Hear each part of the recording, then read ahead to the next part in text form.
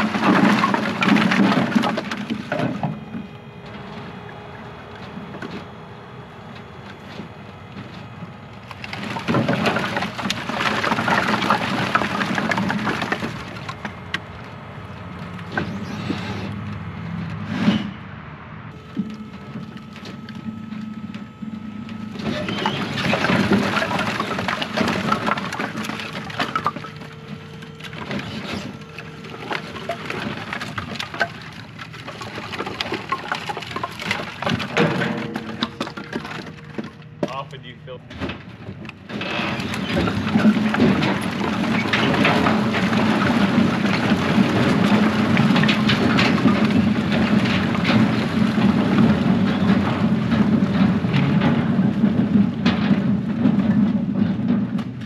We got another delivery of wood here in the wood yard. This time we picked up another 8-face cord of pre-split firewood. It was delivered a couple weeks ago. This is all hard maple. And I had them dump it this time in the lawn here next to these 2 stacks, which would fit ultimately 2 full cord. We can see that we did start stacking it shortly after we got it. But I wanted to initially finish up cutting up the logs over there. You'll see that in the last video that I had out. So we got all those logs cut up, and now I can get this firewood split and stacked. I did have a little bit of room left in this stack from the last load of logs. I'll first finish off by finishing up this full cord, and then we'll put the rest of it over there. And I should have a little bit left so we can put it in somewhere, maybe in this stack here. We'll see. So stick around. We're gonna get this wood stacked, split stacked. Some of it's gotta be resplit. Most of it's just gonna be stacked. And then we're well on our way to building firewood inventory. All right. After juggling cameras for a while, so I ended up picking up this firewood. This is the 3rd delivery I've gotten from this supplier. The business called Frieze Firewood. From Phillips, Wisconsin. Happens to also be the same guy that I buy my bundle bags from, or my firewood bags from. He does sell a ton of bundles to a bunch of gas stations in the area. And he's done a lot of tests over the years for how many different types of bags are available for bundles, and he settled on these bags that I buy from him now, and they work really well for bundled firewood. They don't fall apart in the sun, which is, I think, a really important thing.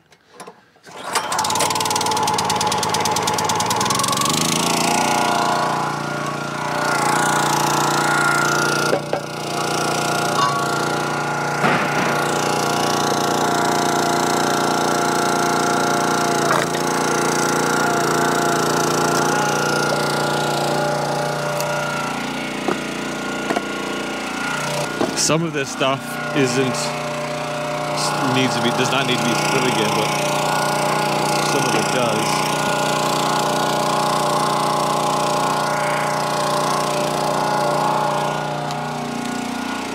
That's why I have the splitter running. So if it's too big, I'll re-split it.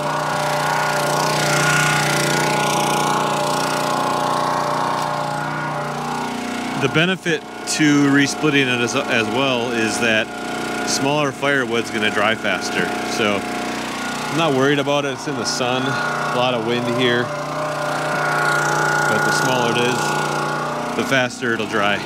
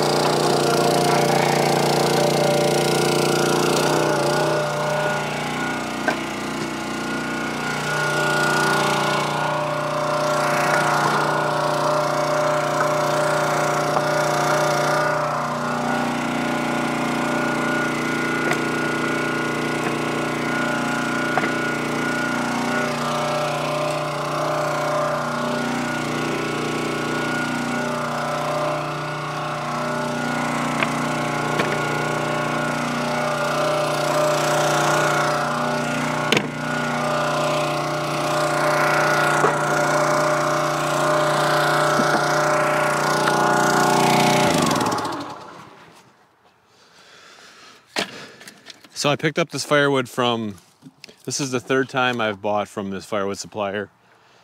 His name is, well, the fire business is called Frieze Firewood. They're out of Phillips, Wisconsin. They sell in bulk, a lot of bulk firewood, but also they sell a lot of bundles to a lot of different gas stations in the area. And as I mentioned, this is the third load now. I did 6 face cord of ash firewood. And this time around I went with hard maple. This is all hard maple, every bit of it. And while it was, I believe it was cut last year, it was split this winter, early spring.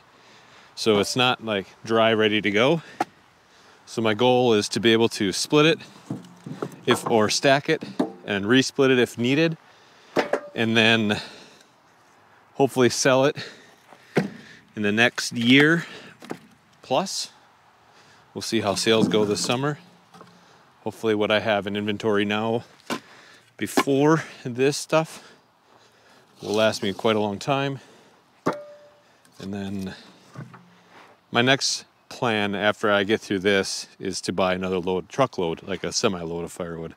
But that's probably going to be this fall. Maybe I'll buy another load of this split stuff. I don't know. Never say never. It's easy.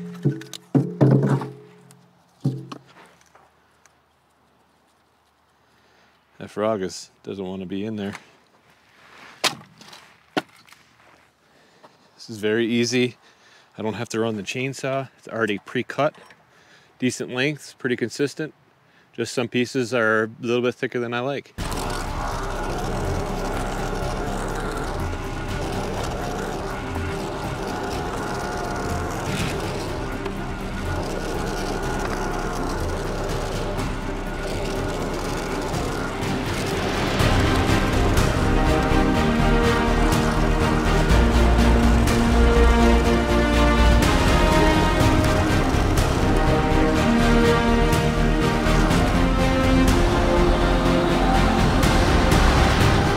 So part of this process here, while I'm filling up this last cord and a half, that last face cord or full cord, I want to push this pile a little bit closer to where it's going to be stacked, so that I'm not like crawling on the ground.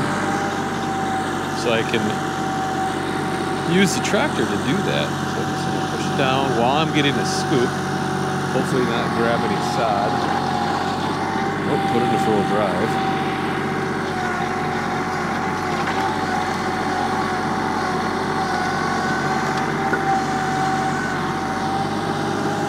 Something like that. Some frogs in there, disturbing their habitat.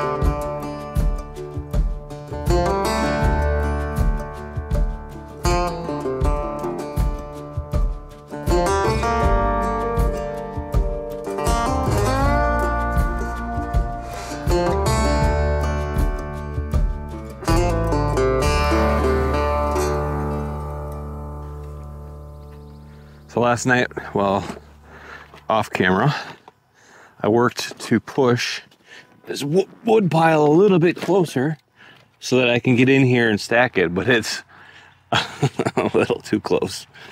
I use a tractor, and then I also use my hand to toss them in here.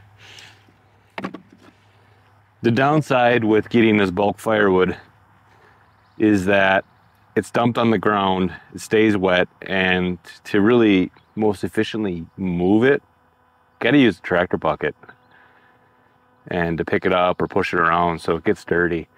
If I had it on a concrete slab, it would be a lot better, but because it's on the ground, the wood does get dirty. So last night I also ran the hose out here and I rinsed it off best I could.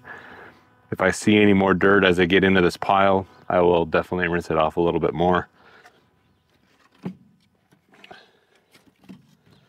It's a little bit extra work, but I feel bad when I'm putting dirty wood out by the roadside stand. I don't want that. I want clean wood. Wood that hasn't been on the ground.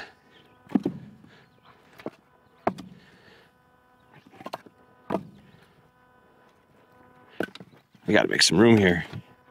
Nowhere for it to go.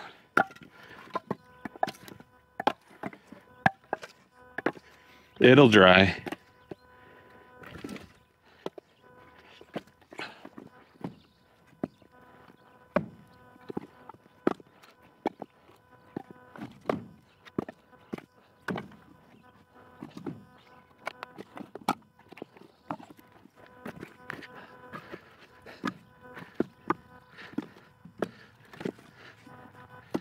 I mean, wood can be dirty, but I don't want it to be like dirt, soil, organics. I'm fine with it like being pieces of wood and sawdust, things like that. But if it was obvious that there's a bunch of sand or something on it, then I want that cleaned off. So that's the downside with getting this bulk firewood like this, because to most efficiently move it around, it's easier on the ground with a tractor. Move it around with a tractor and a bucket. While we were installing that garden out here, you can see we're quite a long ways from the house. The shop is 250 feet. So the garden's a good 400 feet from the nearest water spigot. So what I ended up doing was burying a 1-inch poly pipe from the nearest water spigot on the outside of the house by the hot tub way over there, through the trees, and it comes in, and it's out here in the garden now. So we have water. It's on an automatic timer to water this garden. And I ran a hose now to that spigot. Sprinkler timer is turned on to send water out here. And I have a hose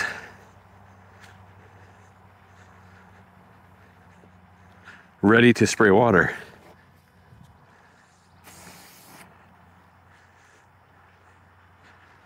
So then I'm gonna do a little bit of rinsing on some of this wood that I've got stacked here.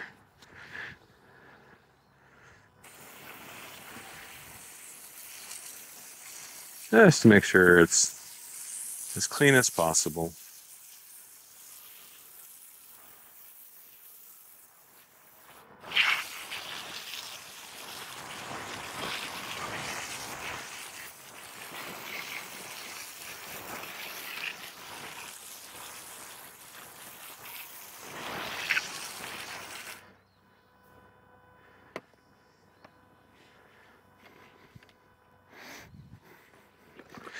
I initially got this idea because the stuff that I stacked this last winter, you'll see that in this video here,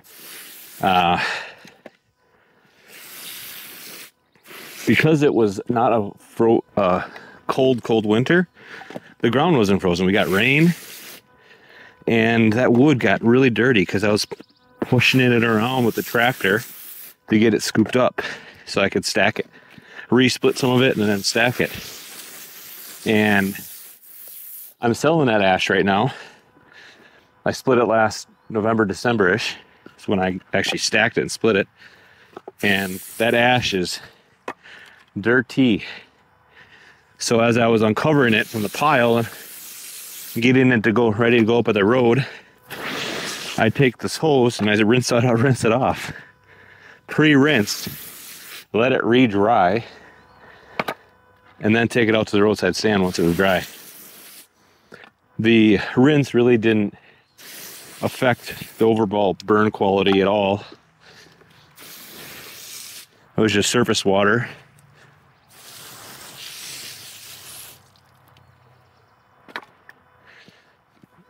The ends were dirty, lots of sand, and I just didn't want that to be my product.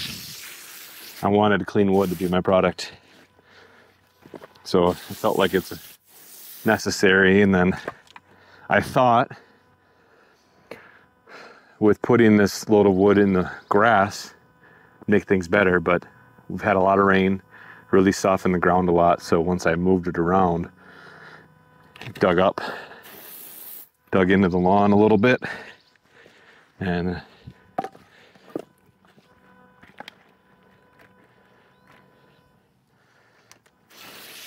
made my wood dirty. I don't like the dirty wood.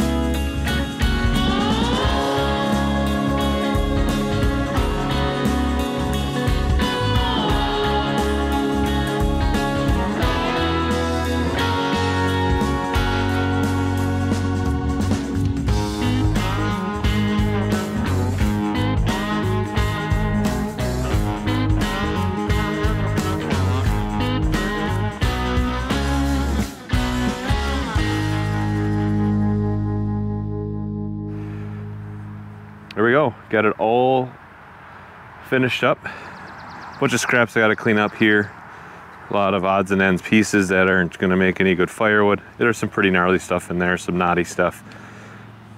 We ended up with what appears to be about almost exactly 8 face cord of hard maple from this delivery. You can really see on this one down here, the stuff that came from this delivery. I figured it'd be about, that is about 1.1 to 1.2 face cord that I stacked and split here, the darker wood there, and then lighter stuff is left over from the logs that I cut up. And then down there we have 6 stacked in the rows, 6 face cord. And in this IBC tote, we have what about, completely filled, this would be 1 full face cord. So about 0.8-ish face cords in here. So right around 8 face cord total of firewood that we got delivered and was able to split and stack. A little bit of resplitting, but that's okay. Smaller is better, it'll dry faster. So I'm real happy with this. This is a good mechanism. I'm trying a new process with storing firewood with the IBC totes, and I think it worked really well. Get it up a little bit higher. I left the top bar up on top to allow me to stack it in here at waist level and reach in there, and I only hit my head on this once or twice, so it wasn't that bad, but I've got it sitting on 4 pallets right now. Next step is to see if I can lift it off with a tractor. I shouldn't have any problems with that.